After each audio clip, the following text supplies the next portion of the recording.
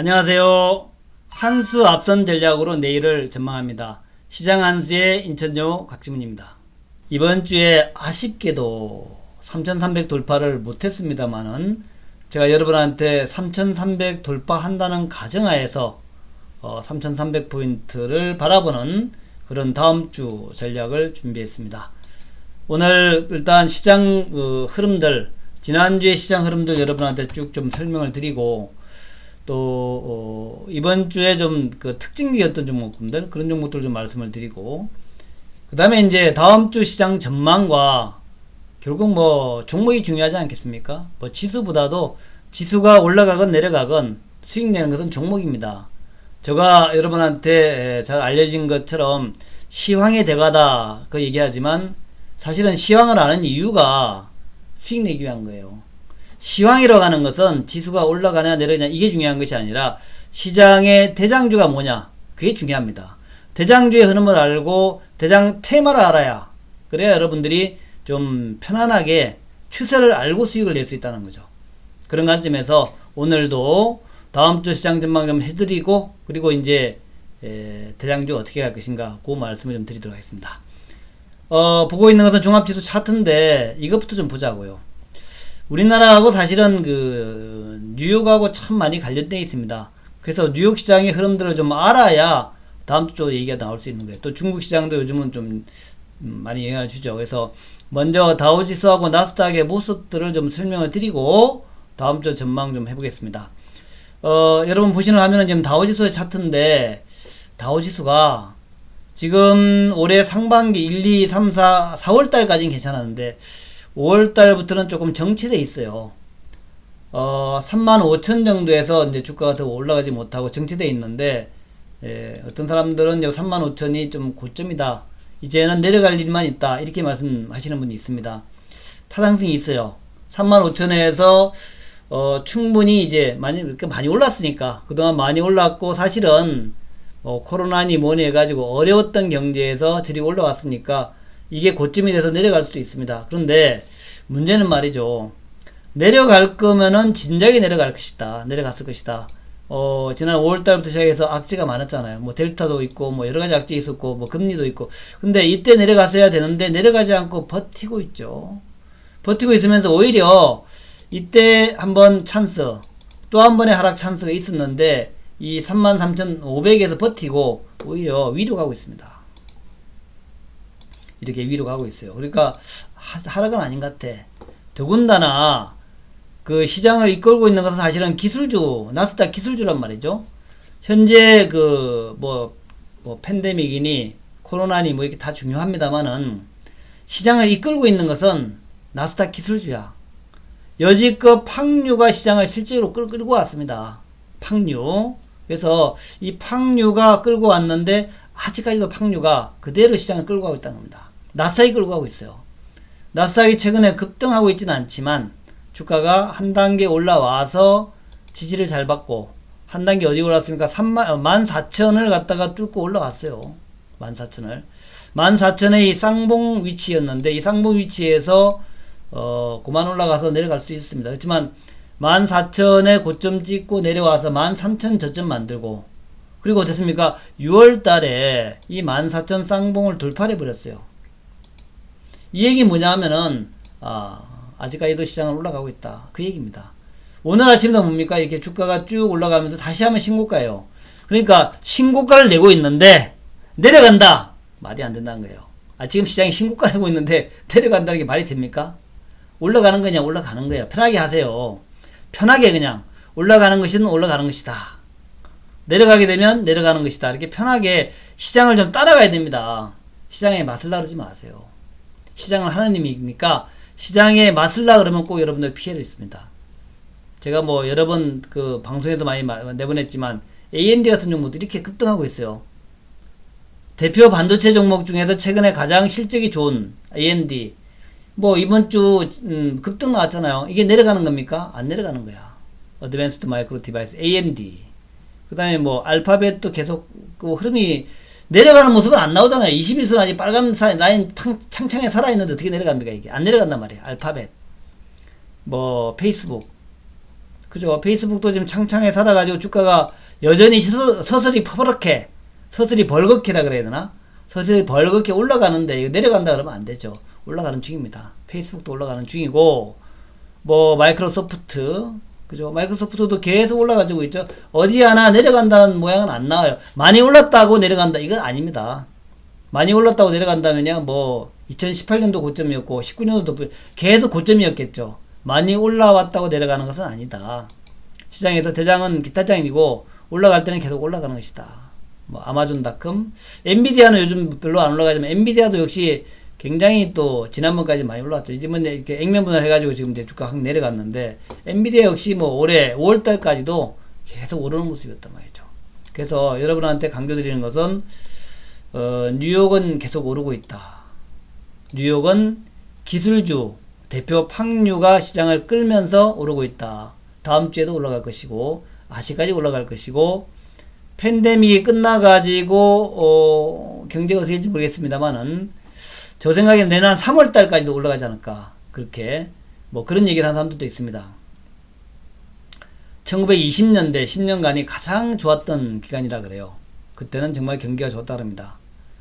1차 세계대전이 끝나고, 또 스페인 독감이 끝나고, 스페인 독감이 한 2년 갔다 그래요. 한 2년 동안에 정말 어렵게, 전쟁 때문에 힘들었고, 또 스페인 독감 때문에 공포에 시달렸고, 근데 그게 이제 자연스럽게 끝나고 나니까, 1920년대부터 1930년까지 엄청난 경기 호황이 나왔대요. 주식시장은 특히 호황이었대.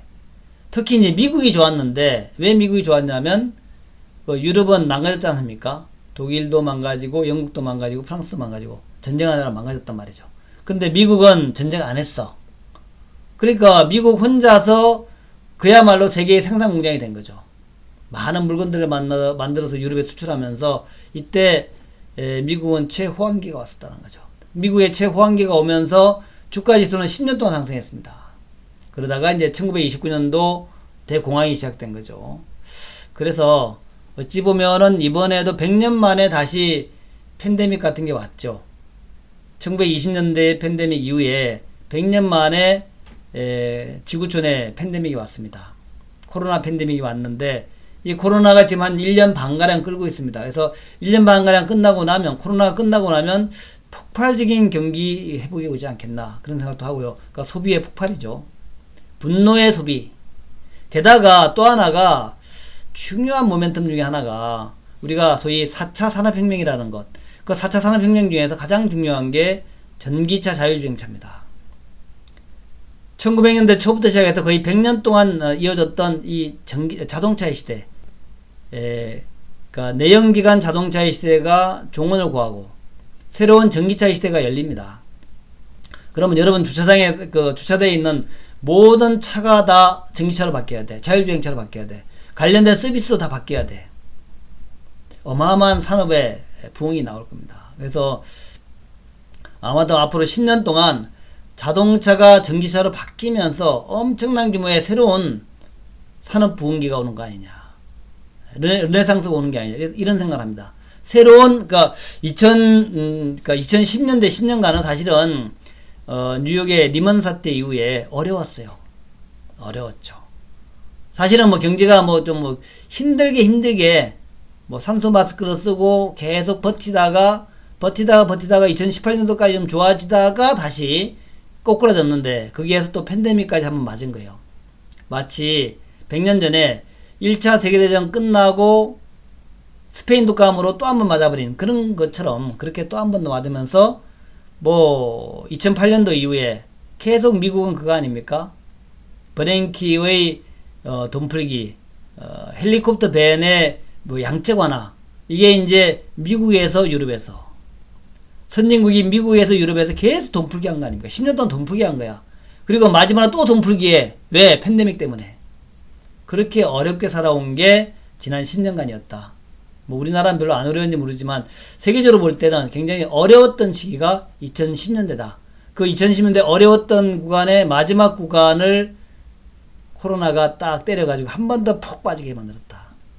그래서 요게 끝나고 나면 아마도 대소비의 시대가 오지 않겠냐. 그래서 앞으로 10년 동안, 2020년대 10년 동안은 아주 굉장히 좋지 않겠나, 이런 생각을 하는데, 뭐 그거는 그렇다 치고 어쨌든 그렇게 그런 그 어떤 성장의 가장 선두에 있는 게 지금 이런 이제 팡류 종목들 그리고 최근에는 테슬라 같은 종목들이 다시 올라오기 시작합니다. 그런 종목들이 지금 시장을 세상을 갖다 끌고 있는 종목이다.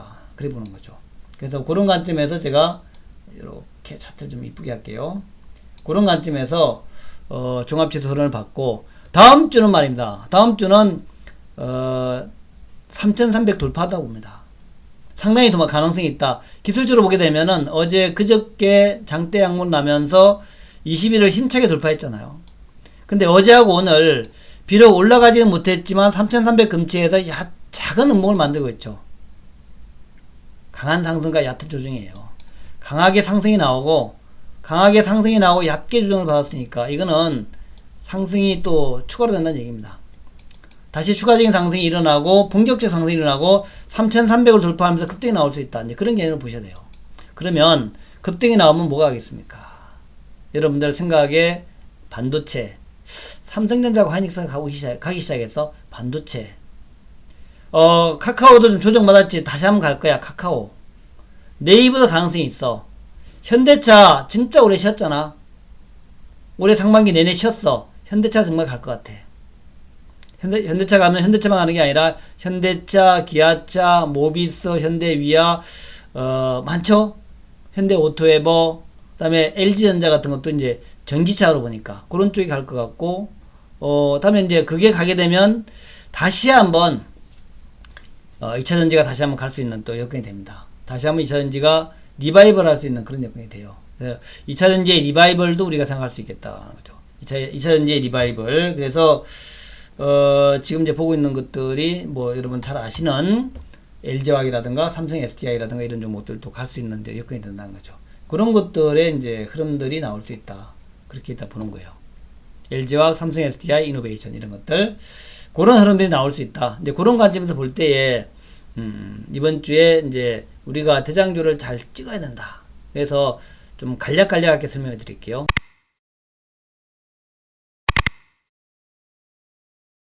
길게 설명하면 여러분 좀 지겨우니까. 그래서 일단 다음 주는 3300을 돌파할 것 같다. 대장주로는 결국 반도체, 또 플랫폼, 2차전지, 다음에 전기차 이렇게 볼 수가 있는데 너무 길게 보지 말고 좀 짧게 보자는 거죠. 짧게 그러니까 다음 주만 봐서 뭘 사야 되느냐는 건데 일단 말이죠. 삼성전자하고 하이닉스 이번 주의 모습은 그렇죠. 자, 삼성전자 하이닉스 모습 지금 삼성전자는 지금 보세요. 차트가 강하게 상승해가지고 이틀 좀 내려왔는데 아까 말씀드린 대로 여기만 지키면 어디입니까? 81,500 오늘 종가죠. 81,500만 지키면은 중요한 자리입니다. 지키면 다시 85,000원 갑니다. 여기 지키면은 81,500원 지키지 못하면 못 가요. 다음 주에 삼성전자 81,500원 지키면은 여러분들은 삼성전자 하이닉스 반도체 사도 좋습니다. 81,500원 꼭 기억하시 바래요. 요거 지키면은 85,000원 간다. 자, 두 번째는 하이닉스는 이제 삼성전자에 준해서 생각하시기 바라겠고, 두 번째는 우리가 카카오로 생각하지 않을 수 없어요. 자, 카카오인데, 자, 카카오를 보면 우리가 카카오뱅크가 떠오르죠. 그래서 카카오뱅크를 먼저 얘기 좀 하겠습니다. 오늘 카카오뱅크가 이런 모습이었어요. 주가가 예상외로 아침에 저가에 시작했습니다. 51,000원까지 내려갔어요. 51,000원까지 내려가니까 이거 너무 싼 거 아니야 해가지고 급작스럽게 매수가 들어왔습니다.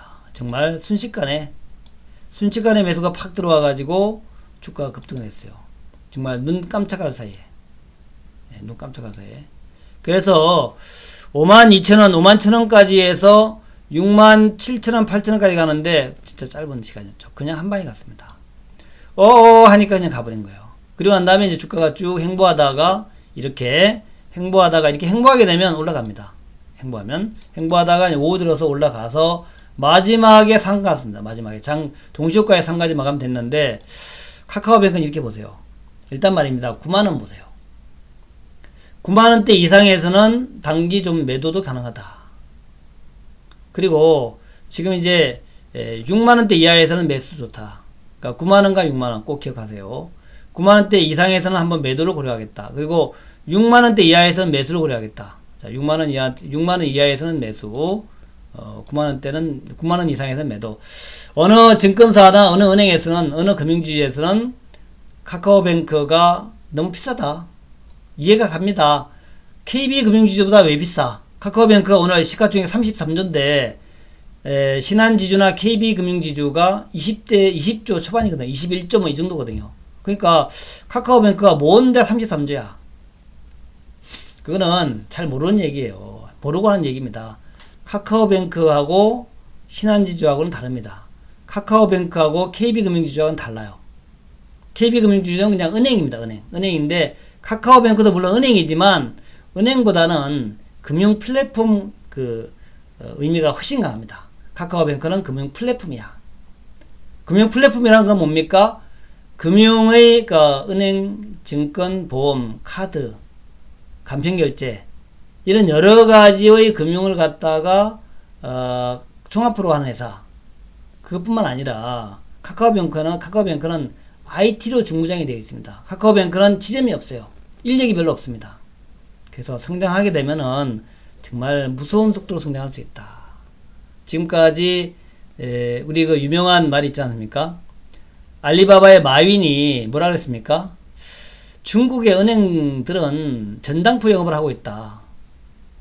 그래서 알리바바가 알리페이를 기반으로 해서 중국의 전당포 영업, 중국의 그 은행들의 금융권의 전당포식 그 영업을 좀 바꿔보겠다. 그 얘기를 했다가 한 방에 간 거 아니에요. 그 전당포식 영업은 뭐냐면은 물건 맡기고 돈 빌려준다는 겁니다. 그게 전당포 아니에요.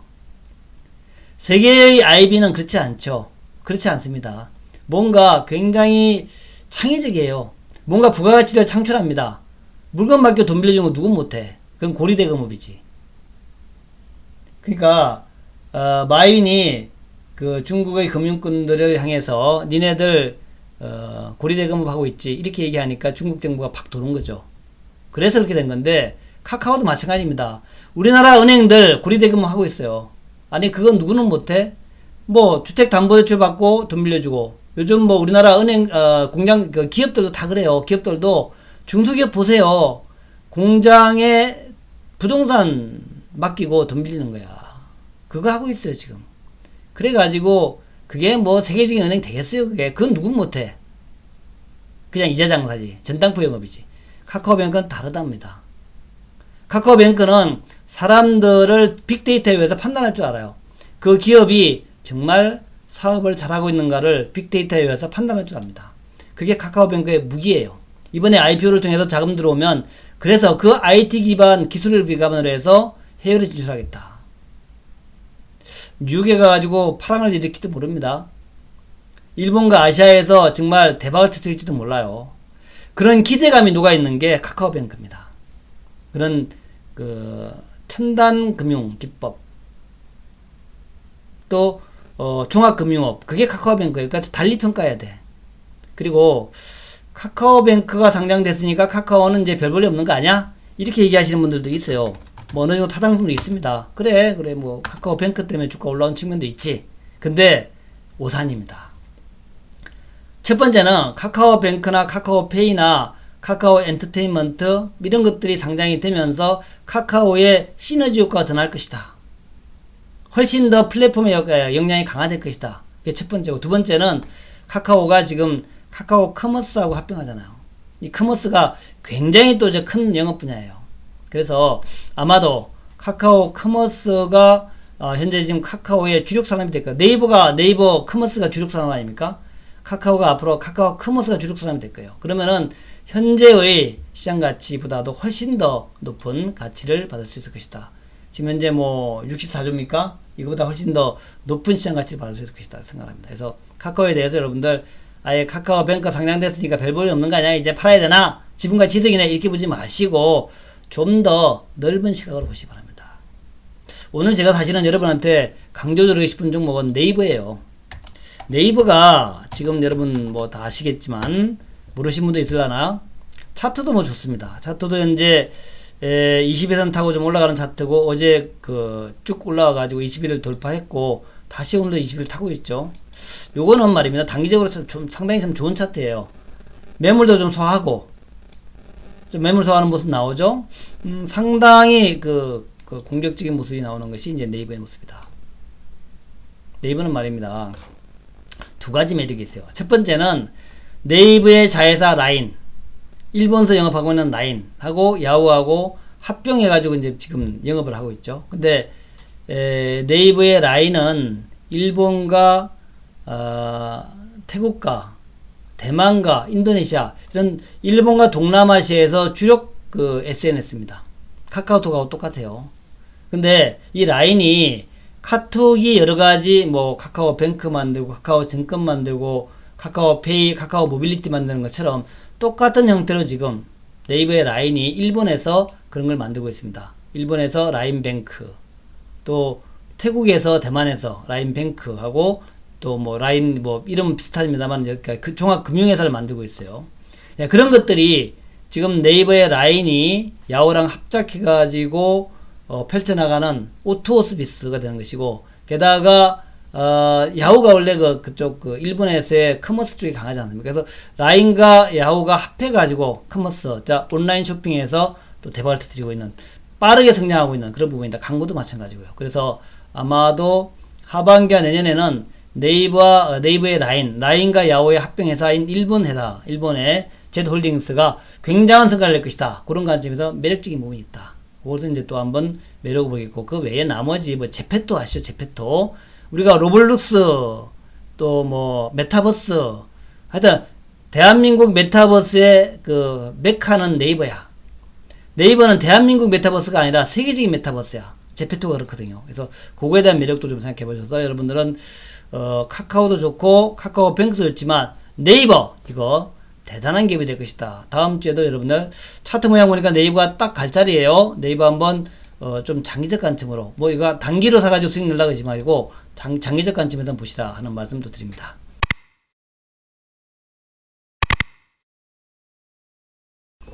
그리고 현대차를 비롯한 전기차는 아직까지 좀 쉬고 있어요. 쉬고 있는데 기대해 보세요. 다음 주가 될지 모르겠는데 일단 요거 20일 돌파해야 되겠고, 또 뭐 224만원 돌파해야 돼요. 현대차는 24만원 돌파해야 돼. 24만원 돌파하면은 본격 상승인데 매수하기에는 나쁘지 않은 위치다. 현대차는 아이오닉 5를 기반으로 해가지고 글로벌 시장에 테슬라를 압도하는 그런 자동차가 될 수 있습니다. 테슬라하고 현대차하고 지금 주가 차이가 한 8분의 1이에요. 현대차의 아이오닉 5가 좀 쫓아가기만 하면 적어도 4분의 1. 그러니까 지금 22만원에서 한 50만원까지는 갈 수 있다는 거죠. 아이오닉 5만 잘 팔리면. 근데 아이오닉 5가 차는 좋은데 지금 반도체 때문에 좀 생산이 좀 안 되고 있어요. 근데 아마 하반기에 좀 풀려나갈 거 하면은 어느 순간에 현대차, 기아차, 현대모비스, 현대오토에버, 현대위아 이런 것들이 팍 치고 나지 않겠냐. 그런 이제 생각이 들고, LG전자 마찬가지입니다. LG전자 기대감 좀 가져보달라는 말씀드리고, 그 다음에 여러분의 또 고민 중에 하나가 SK 이노베이션 아닙니까? 이거 어떻게 되나 이거 물적 분할하고 난 다음에 이거 어떻게 되나 이거 근데 저는 그렇게 생각이 돼요. 어쨌든 간에 SK 이노베이션은 절대 저평가 종목입니다. 어찌 뭘로 보더라도 절대 저평가 종목이에요. 왜냐하면은 단순 비교하자고요. 주식은 좀 단순해야 돼. 근데 이렇게 보자고요. 삼성 SDI하고 SK이노베이션이 지금 시가총액이 22조란 말이죠. 근데 삼성 SDI는 시가총액이 53조야. 두 배도 넘어. 22조인데 53조. 여러분들 수학 잘 하시죠? 53 나누기 22 한번 해볼게요. 2.4배야 2.4배. 그러니까 삼성 SDI가 SK이노보다 2.4배가 비싸. 근데 마켓시어는 비슷하단 말이죠. 세계 배터리 시장에서 마켓시어는 비슷해. 삼성 SDI가 비싸거나 아니면 SK이노베이션이 싼 겁니다. SK이노베이션이 절대 저평가야. 물론 뭐 물적 분할 이런 거 얘기 있는데, 일단 물적 분할은 아직 시간이 많이 남았고, 그리고 물적 분할 한다 하더라도 100% 자회사니까, 물적 분할한 뭐 SK 배터리라는 회사가 상장이 되다 하더라도 기존 지분 중에서 한 20% 팔지 않을까요? 20%만 팔아야 상장이 된단 말이죠. 그러면은 뭐 80%가 SK이노베이션 들고 있는 거야. 그러면은 SK 배터리가 실적을 내면 거의 한 80%는 이노베이션을 가져오는 겁니다. 그러니까 제가 볼 때는 이게 그거 같지 않아. 이거는 뭐 지주사가 됐기 때문에 가치가 희석된다 이렇게 볼 건 아니라 생각이 들어요. 아직까지는.